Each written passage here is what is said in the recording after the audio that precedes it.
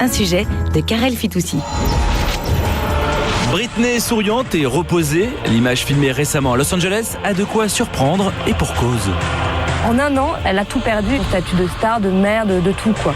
Souvenez-vous, il y a quelques mois, le monde entier l'a donnée pour morte et contemplait impuissant sa descente aux enfers surmédiatisée. Britney était vraiment au fond du gouffre, on parlait même de suicide. La presse américaine parlait de tragédie nationale et pourtant la tragédie annoncée n'a pas eu lieu. Aujourd'hui, Britney Spears va même visiblement beaucoup mieux.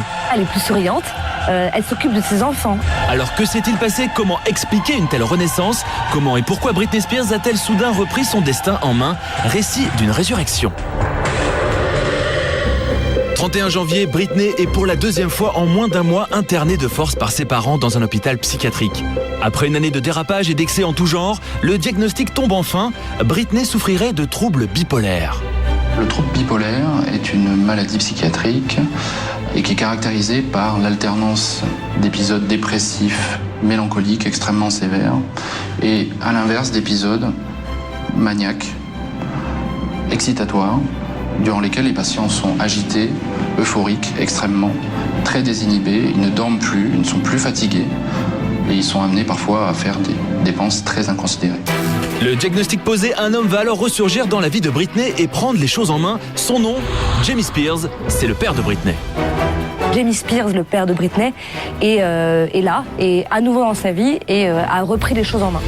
Et s'il s'est longtemps tenu en retrait de la vie de sa fille au profit de son ex-femme, cette fois, il a bien l'intention d'imposer sa loi. Objectif, sauver Britney. Jusqu'ici, c'était la mère de Britney qui faisait office de manager, qui gérait toute sa carrière. C'est elle qui lui a mis le pied à l'étrier quand elle a commencé dans Mickey Mouse Club. Et son père n'existait pas dans sa vie, on ne savait même pas qui c'était. Et d'un coup, du jour au lendemain, il apparaît dans sa vie et il est nommé tuteur légal. C'est la justice qui lui donne ce droit, c'est-à-dire de s'occuper non seulement de sa vie financière, mais de sa vie personnelle. Nommé tuteur légal de Britney donc, Jamie Spears gère le quotidien de sa fille 24 heures sur 24. Contre un salaire hebdomadaire de $1 500 versé par Britney, il a quitté son travail et son domicile pour emménager dans la villa de sa fille. Toutes les décisions sont prises aujourd'hui par Jamie Spears et cela jusqu'en juillet prochain. Et le papa est bien décidé à faire le ménage dans la vie de Britney. Sa première décision de tuteur, écarter les parasites qui pullulaient depuis des mois autour de sa fille. Le lendemain de sa crise de folie, Jamie Spears est arrivé à l'hôpital et s'est occupé du cas de Sam Lutfi, le manager, pseudo-manager de Britney qui était là depuis quelques mois. On ne sait pas très bien qui c'était, on ne sait pas d'où il venait. Et apparemment, il avait une très mauvaise influence sur Britney et apparemment, il lorgnait plutôt sur sa fortune. Accusé d'avoir maltraité et drogué Britney pour mieux la contrôler, Osama est traîné en justice par le papa qui obtient légalement son éloignement. Exit également Adnan Galib, le petit ami paparazzo de Britney aux motivations douteuses. Aujourd'hui, le seul homme de la vie de Britney, c'est son papa. Et son papa gère désormais son quotidien d'une main de fer, de son argent à ses sorties. Sa tutelle consiste à s'occuper de ses finances, c'est-à-dire lui donner de l'argent de poche. Avant qu'elle sorte, il la regarde, il dit « t'es mal habillée, t'es bien habillée ». Coucher tôt, lever tôt, sortie limitée et encadrée. Sous l'impulsion de son père, Britney retrouve une hygiène de vie équilibrée et le sourire.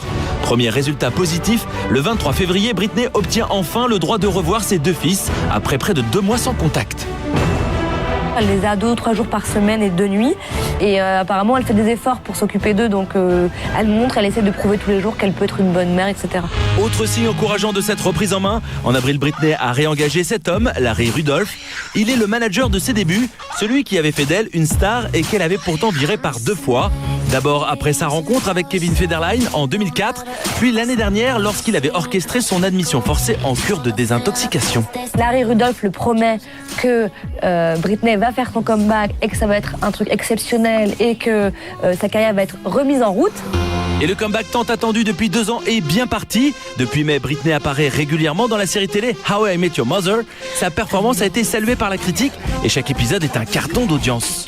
Maintenant que tout va bien, on peut faire l'amour puis faire du shopping. Oh, je t'aime, toi. La diffusion du premier épisode en mars dernier avait remporté un franc succès, avait réuni plus de 10 millions de téléspectateurs, ce qui n'avait jamais été vu auparavant. Cet épisode qui a battu tous les records d'audience prouve que les gens attendent le retour de Britney. Au cas où certains en doutaient encore, Britney fait donc toujours vendre merci. Avec ou sans culotte, avec ou sans cheveux gras, trash attitude ou pas. Il y a eu beaucoup de progrès. Il y a beaucoup de personnes qui étaient vraiment sceptiques sur l'arrivée du père de Britney dans sa vie. Et jusqu'ici, il prouve qu'il a gagné son pari puisque tout va mieux. La reine n'est donc pas morte, vive la reine. Et merci au papa pour la résurrection de notre pop star préférée.